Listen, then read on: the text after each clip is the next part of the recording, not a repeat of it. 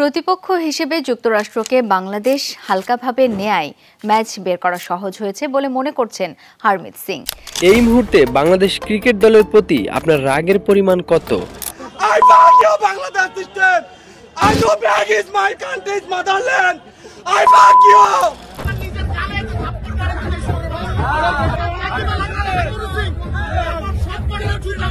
আমি জানি বাংলাদেশের পারফরমেন্স দেখে তাদের প্রতি তীব্র রাগ হওয়াটা স্বাভাবিক। বাংলাদেশ ক্রিকেটকে এদেশের মানুষ কতটা ভালোবাসে সেটি হয়তো শান্ত, সাকিব, সৌম্যদের জানা নেই।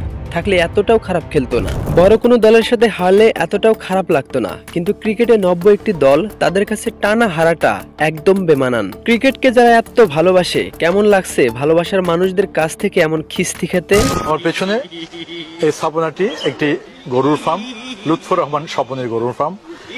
শেড দেখলে মনে হয় কোন শিল্প কারখানা। पप्पा जी बोल, पप्पा जी। जी पापा। आगे नहीं, पीछू जी लगा, पीछू।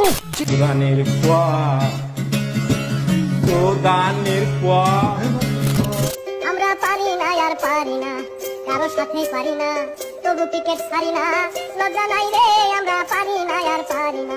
লিস্টা নাইয়া 15টায় চুরি পাউন যায় বুঝছো, হেয়ার 11 জোড়া চুরি নিয়ে 11 জনে হাতে দিয়ে আর পাপন কাকুরে 1 জোড়া বোনাস দিয়া ব্যাপারটি দেশে আইয়া হাল চাষ করার রাস্তাঘাটে গুলিস্তান যাইয়া রাস্তায় নেমে বাসে কোনে 10টা উঠা তোগো ক্রিকেট লাগবে না।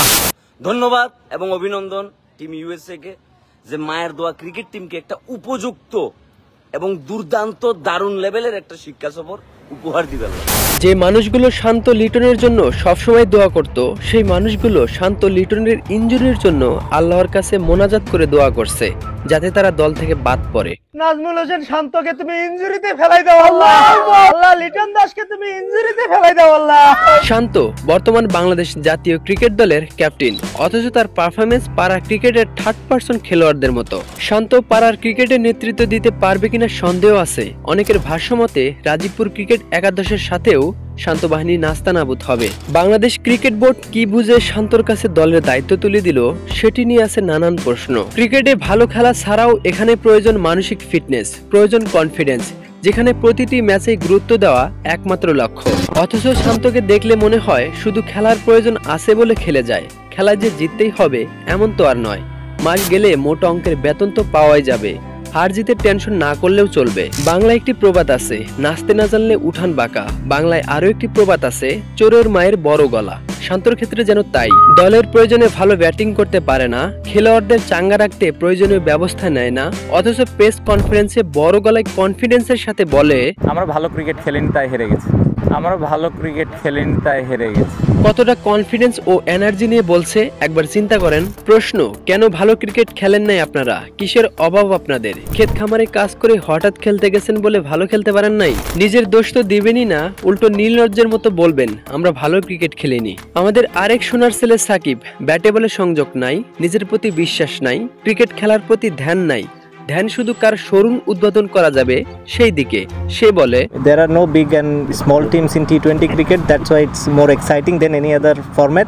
T20 ক্রিকেটে বড় ছোট দল নেই, যে ভালো খেলবে দিনটি তারই। বুঝলাম বড় ছোট দল নেই। প্রিয় সাকিব ভাই, আপনারা ইন্ডিয়াকে T20-তে কয়বার হারিয়েছেন, পাকিস্তানকে কয়বার হারিয়েছেন? মুখে যা আসলো তাই যদি বলতে থাকেন তাহলে তো আপনাদের প্রতি রাগটা আরো বেশি হবে আমাদের। মুখের কথার ফুলঝুরি না দিয়ে প্রমাণ করেন যে আপনারা ভালো ক্রিকেট খেলতে পারেন। অন্যথায় ক্রিকেট খেলা বাদ দিয়ে কৃষি প্রধান দেশে এসে কৃষিকাজে মন দেন, এতে দেশটা এগিয়ে যাবে।